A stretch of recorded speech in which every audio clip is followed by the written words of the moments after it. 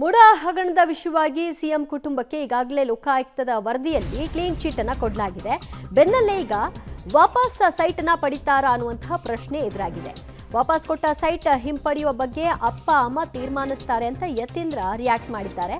ಅದು ನನ್ನ ತಾಯಿಯ ಆಸ್ತಿ, ಅವರ ತಂದೆ ಮನೆಯಿಂದ ಬಂದಿರುವ ಆಸ್ತಿ. ಅದು ಆ ವಿಚಾರದಲ್ಲಿ ಅವರ ನಿರ್ಣಯವೇ ನಮಗೆ ಮುಖ್ಯ ಆಗುತ್ತೆ. ಕೊಟ್ಟಿರೋದು ಕೂಡ ಅವರೇ. ಈಗ ವಾಪಸ್ ಪಡೆಯೋ ವಿಷಯದಲ್ಲೂ ಕೂಡ ಅವರೇ ನಿರ್ಧಾರವನ್ನು ತೆಗೆದುಕೊಳ್ಬೇಕು.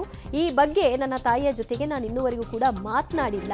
ನನ್ನಿಂದ ಆರೋಪ ಬಂತು ಅಂತ ಅಮ್ಮ ಬೇಸರದಿಂದಾಗಿ ಸೈಟನ್ನು ವಾಪಸ್ ಮಾಡಿಬಿಟ್ಟಿದ್ರು. ಲೋಕಾಯುಕ್ತ ವರದಿ ಬಳಿಕ ತಾಯಿ ಜೊತೆ ಈ ಬಗ್ಗೆ ಮಾತನಾಡಿಲ್ಲ. ವಾಪಸ್ ಪಡಿತಾರಾ ಏನು ಅನ್ನೋದ್ರ ಬಗ್ಗೆ ನನಗೆ ಗೊತ್ತಿಲ್ಲ ಅಂತ 14 ಸೈಟ್ಗಳ ಬಗ್ಗೆ ಸಿಎಂ ಪುತ್ರ ಯತೀಂದ್ರ ಹೇಳಿಕೆ ಕೊಟ್ಟಿದ್ದಾರೆ. ಈಗ ಈ ಒಂದು ಆರೋಪ ಬಂದಾಗಿಂದ ನಾನು ಅದನ್ನೇ ಹೇಳ್ತಾ ಇದ್ದೀನಿ. ತಂದೆಯವರಾಗಲಿ ನಮ್ಮ ಕುಟುಂಬದವರಾಗಲಿ ಇದ್ರೊಳಗೆ ಯಾವುದೇ ಒಂದು ಕಾನೂನು ಬಾಹಿರವಾದಂಥ ಕೆಲಸ ಮಾಡಿಲ್ಲ ಅಂತ ಹೇಳಿ. ಮೂಡಾದವರು ಅನಧಿಕೃತವಾಗಿ ನಮ್ಮ ಜಮೀನನ್ನು ತೆಗೆದುಕೊಂಡು ಅವರು ಲೇಔಟ್ ಮಾಡಿ ನಮಗೆ ತಿಳಿಸದೆ ಮಾಡಿದ್ದಾರೆ. ಹಾಗಾಗಿ ಅದಕ್ಕೆ ಪರಿಹಾರ ರೂಪದಲ್ಲಿ ಕೊಡಬೇಕು ಅಂತ.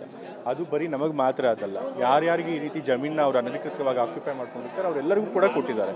ಅದೇ ರೀತಿ ನಮಗೂ ಕೂಡ ಕೊಟ್ಟಿದ್ದಾರೆ. ಆದರೆ ಅದನ್ನೇ ಒಂದು ದೊಡ್ಡ ಹಗರಣ ಅಂತೇಳಿ ಬಿಂಬಿಸಿ ಅಪಪ್ರಚಾರ ಮಾಡಿ ಮುಖ್ಯಮಂತ್ರಿಗಳ ಅವರ ವಂಚಸ್ತಿಗೆ ತೆಕ್ಕೆ ತರುವಂಥ ಕೆಲಸ ಮಾಡಲಾಗಿತ್ತು. ಬಟ್ ಆದರೆ ಇವತ್ತು ಲೋಕಾಯುಕ್ತದವರು ತನಿಖೆ ಮಾಡಿ ಅದರೊಳಗೆ ಯಾವುದೇ ಅವರ ಆರೋಪದಲ್ಲಿ ಹುಳ್ಳಿಲ್ಲ ಅನ್ನೋದನ್ನು ಸಾಬೀತು ಮಾಡಿಕೊಟ್ಟಿದ್ದಾರೆ. ಕೋರ್ಟ್ ಕೂಡ ಅದನ್ನು ಒಪ್ಕೊಳ್ಳುತ್ತೆ.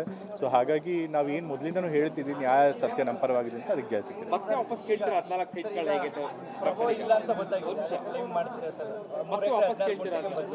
ಅದನ್ನು ತಂದೆಯವ್ರನ್ನ ಕೇಳಬೇಕು, ತಾಯಿಯವ್ರನ್ನ ಕೇಳಬೇಕು. ಯಾಕೆಂತಂದರೆ ಅಲ್ಟಿಮೇಟ್ಲಿ ಅದು ತಾಯಿಯವ್ರು ಬರಬೇಕಾಗಿದ್ದು.